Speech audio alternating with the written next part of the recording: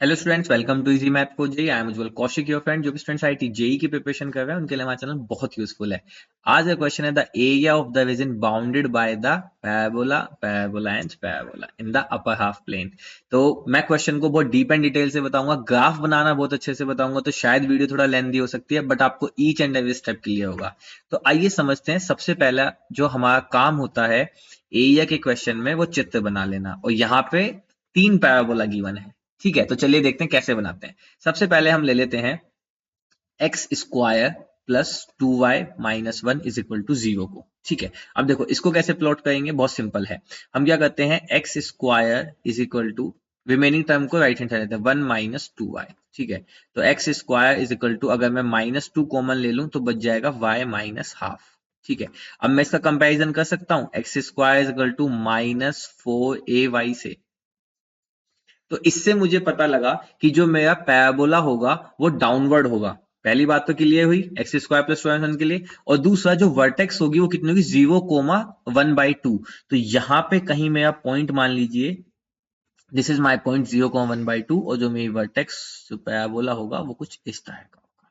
ठीक है, got it. चलो, अब ये दो पॉइंट कौन से हैं जहां पे y 0 हो जाए, y 0 हो जाए तो यानी कि x square is equal to 1। तो यानी कि ये पॉइंट हो जाएगा -1,0 और ये पॉइंट हो जाएगा 1,0। इजी। चलो अब दूसरी इजी चीज सिखाते हैं। दूसरा है y square plus 4x minus 4 is equal to 0। Again y square की टर्म है, तो y square is equal to remaining को राइट हैंड साइड ले आओ, 4 माइनस 4x। ठीक है, तो y square is equal to, अब देखो मैं कहता हूं -4 यहां से कॉमन ले लेता हूं, तो -4 को कॉमन लेंगे तो x माइनस 1 बच जाएगा। तो यहां से मेरे पास बच गया वाई स्क्वायर -4 x माइनस 1। तो देखो इसको मैं कंपैरिजन करके देखता हूं, अगर Y square equal to -4ax से, तो मुझे पता लगता है कि ये जो पैराबोला होगा ये लेफ्ट साइड ओपन होगा। ठीक है, इतनी बात श्योर। और इसकी जो वर्टेक्स होगी वो कितनी होगी, 1,0। तो 1,0 तो मतलब यहां से, तो ये जो पैराबोला जाएगा ये कुछ इस तरह से जाएगा।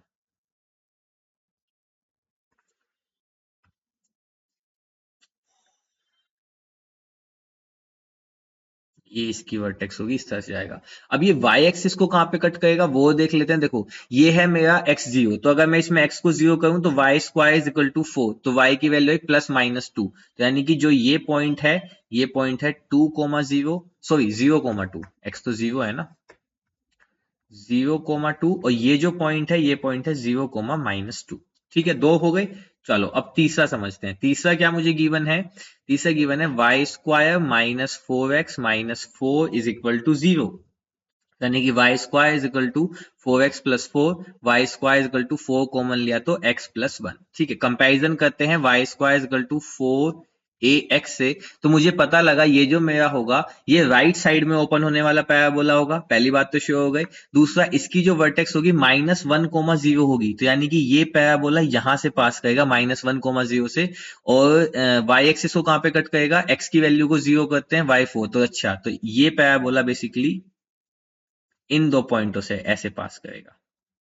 ठीक है, अब आपको समझ में आया, तीनों ग्राफ समझ में आए। अब इन तीनों से बाउंडेड रीजन कौन सा होगा देखो कितना अच्छा क्वेश्चन था। इन तीनों से जो बाउंडेड रीजन आया वो मेरा ये वाला आया। बस मुझे क्या करना है, इसी का ये एरिया निकालना है। तो देखो इसको निकालने का मेरे पास बहुत अच्छा तरीका है कि मैं क्या करता हूं, मैं पहले इजी करता हूं कि मैं इस पूरे का निकाल लेता हूं। ठीक है, जैसे कि मैं इसको भी शेडेड करके दिखा देता हूं आपको।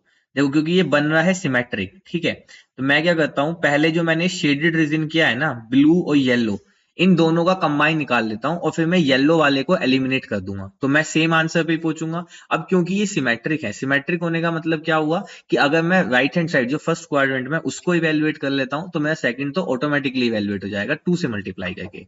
ठीक है, तो मैं यहाँ पे लिखता हूं required area is equal to, सबसे पहले 2 की मल्टीप्लाई करते हैं।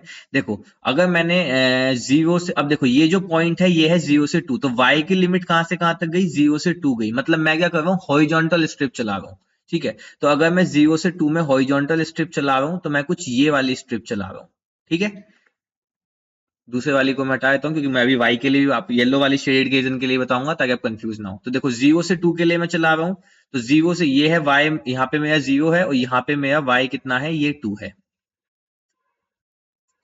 अब देखो जब हम y की रीजन चला रहे हैं मतलब हम हॉरिजॉन्टल स्ट्रिप चला रहे हैं। अगर हम हॉरिजॉन्टल स्ट्रिप चला रहे हैं तो हम क्या करते हैं, right curve minus left curve. ठीक है, अब देखो राइट कर्व क्या है, ये मेरा ब्लू वाला है मेरा पैराबोला ये। तो मुझे इसमें वैल्यू रखनी होगी इन टर्म्स ऑफ y। तो अगर मैं इन टर्म्स ऑफ y इसको देखता हूं तो ये कितना हो जाएगा, 4 माइनस वाई स्क्वायर बाई 4, समझे, dy। इससे क्या हुआ, इससे मेरा ब्लू और येलो दोनों रीजन आ गया। इस वाले से मेरा ब्लू और येलो दोनों आ गया, बट मुझे येलो को क्या करना है, रिमूव करना है। तो आइए चलिए येलो को रिमूव करते हैं किसी दूसरे कलर से। तो हम येलो को, येलो पेन है हमारे पास, है, देखें कैसा चलता है। ठीक है, नहीं अच्छा नहीं लगेगा, समझ नहीं आएगा, ठीक है, तो कुछ और ले लेते हैं। तो येलो को हम रिमूव करते हैं, तो माइनस कर देते हैं। ठीक है, तो येलो वाला विजन देखो, अब येलो में मैं क्या करता हूं, मेरे को इजी पड़ेगा कि मैं यहाँ पे वर्टिकल स्ट्रिप चला लेता हूं। ठीक है, अब अगर मैं येलो में वर्टिकल स्ट्रिप चला रहा हूं तो देखो एक्स की रेंज कहां से कहां तक जा रही है, 0 से 1 तक जा रही है, सिंपल है, 0 से 1 तक गई है। अभी वर्टिकल स्ट्रिप चला है तो वर्टिकल स्ट्रिप में कहता है upper curve minus lower curve. अब अपर कर्व है ये रेड वाला, एक्स की लिमिट ले रहा हूं तो मुझे एक्स की टर्म में रखना होगा, तो यहां से आ जाएगा एक्स स्क्वायर माइनस 1/2। ठीक है, यही था ना। तो x की टर्म में अगर मैं रखूंगा तो 1 माइनस एक्स स्क्वायर बाई 2, तो यहां से कितना आ जाएगा, 1 माइनस एक्स स्क्वायर बाई 2, और ये हो जाएगा dx। ठीक है, और ये हो गया मेरा रिक्वायर्ड एरिया।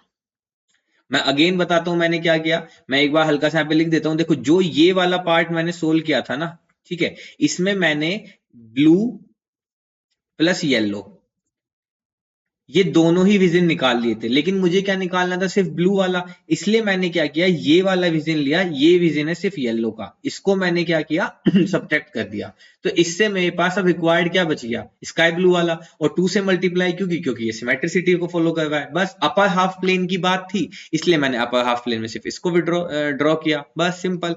तो चलिए अब इसको सोल्व कर लेते हैं।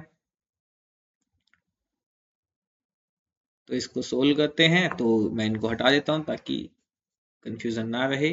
तो चलिए, तो यहाँ पे आ जाएगा दिस इज 2 टाइम्स, अब देखो इसको मैं लिख सकता हूँ 1 माइनस वाई स्क्वायर बाई 4, तो 1 का तो आ जाएगा y माइनस वाई की क्यूब बाई 12। ठीक है, यहां से मेरे पास कितना आ गया, देखो इसको मैं लिखता हूँ ना 4 से डिवाइड करके 1 माइनस वाई स्क्वायर बाई 4, तो 1 का तो y और वाई स्क्वायर का y क्यूब बाई 3, नीचे 4 था तो 12, और लिमिट कहां से कहां तक गई, 0 से 2 तक गई, माइनस इसको लिख सकते हैं 1/2 को लिख सकते हैं, तो ये लिख सकते हैं 1/2 इंटू एक्स। ठीक है, इंटीग्रेशन किया जब हमने, माइनस एक्स स्क्वायर बाई 2, तो यानी कि एक्स की क्यूब बाय 6, लिमिट कहां से कहां तक गई, 0 से 1 तक गई। ठीक है, तो अब इसको हम सोल्व कर लेते हैं। This is equal to 2 times, अब देखो अपर लिमिट रखते हैं, अपर लिमिट रखेंगे तो 2 माइनस 2 की क्यूब यानी कि 8/12, तो यानी कि 4 से कट करो तो 4 दूनी 8, 4 तिया 12। ठीक है, लोअर लिमिट 0 रखेंगे तो 0 हो जाएगा, माइनस अपर लिमिट 1 रखेंगे तो हाफ माइनस 1/6, 0 रखेंगे तो 0 ही हो जाएगा। ठीक है, अब इसको सोल्व कर लेते हैं। तो यहां से आया 2 और ये हो गया 3 दूनी 6, तो 6 में से 2 गए 4, तो यहाँ पे बचा 4/3, माइनस यहाँ पे हम एलसीएम लेंगे तो एलसीएम आ जाएगा 6, 2 तिया 6 में, तो यहाँ से 2/6 यानी कि 1/3। ठीक है, तो ऐसा है 2, एलसीएम लेंगे 3/3, तो यानी कि आ जाएगा 1, तो फाइनल आंसर आ गया 2।